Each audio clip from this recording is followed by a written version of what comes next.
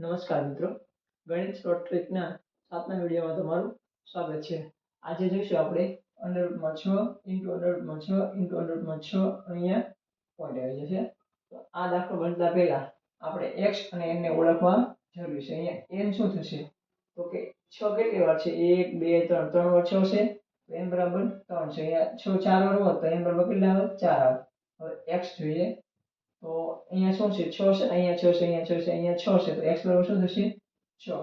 હવે આપણે એક સૂત્ર અહીંયા યાદ રાખવું પડશે તો 2n - 1 2n x આ x ની આટલી ઘાત છે આ છે x ની ઘાત છે તો અહીંયા સૂત્રમાં આપણે કિંમત જોઈએ કે x બરાબર કેટલા છે 6 છે તો 6 મૂકી દીધા 2 ની n ઘાત એટલે 2 ની n ઘાત એટલે 2 n એટલે કેટલા છે 3 છે તો 3 એની ઉપર 2 ની n ઘાત 2 n બરાબર કેટલા છે 3 ઓછા 1 આટલું થઈ ગયું। હવે આગળ જોઈએ